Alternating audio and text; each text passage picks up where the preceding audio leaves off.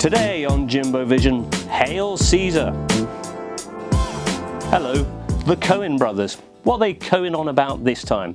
Over the years, Hollywood's tame mavericks have given us everything from noir Coen to western Coen to musical Coen to whatever the man who wasn't there was Coen. This, their 17th film, is more ice cream Coen, a love letter to La La Land and the foibles and fables of 50s Hollywood, a mildly screwball portmanteau of homages to the great movie tropes of that era, a sort of Barton Fink but on Prozac.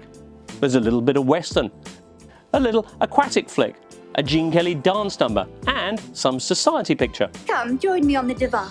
To bring it all to life, they've brought back cinematographer par excellence Roger Deakins and a legion of fine actors: George Clooney, Josh Brolin, Scarlett Johansson, Channing Tatum, Tilda Swinton, and a magnificently polished Ralph Fiennes here, duetting with Alden Ehrenreich in one of the movie's signature moments.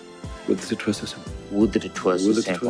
Would that it were so simple. Dear boy, why do you say that? Why do you say twir? Well, you said say it like I said. Yes, but... Would that it were so simple. No, you seem to be lingering. It's interminable, the were. I'm wondering when it'll end. Then we shouldn't be wondering, should we? We should be marching right along to so simple. All the ingredients then for another Coen classic? Well, would that it were so simple, indeed. For this is a cinematic souffle that fails to rise, whilst utterly gorgeous to behold and very authentic looking. Hail Caesar is also wildly uneven.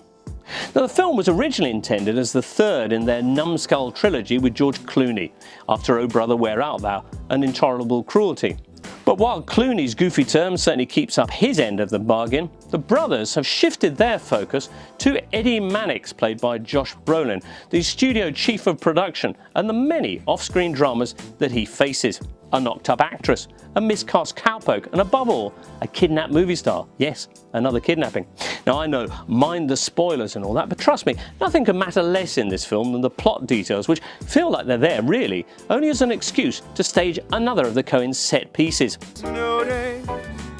We might even see a mermaid, but mermaids got no hair, no yams.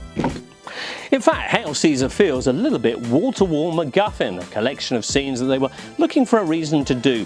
There are some fabulous performances: Tilda Swinton as twin columnists Thora and Thessaly Thacker, sort of Hedda Hopper by way of Lewis Carroll, Fiennes as silken sophisticate Lawrence Lorenz, and Alden Ehrenreich, who as charming cowpoke Hobie Doyle all but steals the movie.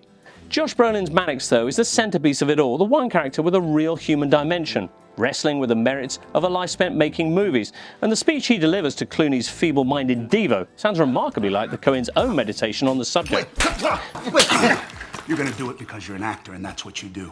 Just like the director does what he does, and the writer and the script girl and the guy who claps the slate. You're gonna do it because the picture has worth, and you have worth if you serve the picture, and you're never gonna forget that again. Quite a sermon, sort of Manic Street preaching. Although how much worth this film has is a bit of a question. All in all, in fact, I come not to praise Caesar. It is a magnificent pastiche of 50s standards, but then so was Robbie Williams' Swing album, and I don't remember critics hailing that one. Coen heads may lap this up, but for the rest of us, it's mouth-watering to look at, but so much less than the sum of its parts. In old Hollywood parlance, this geezer's Caesar is underachiever, no crowd pleaser. Gets a 6 for the visuals, but otherwise let's hope the brothers do better next time.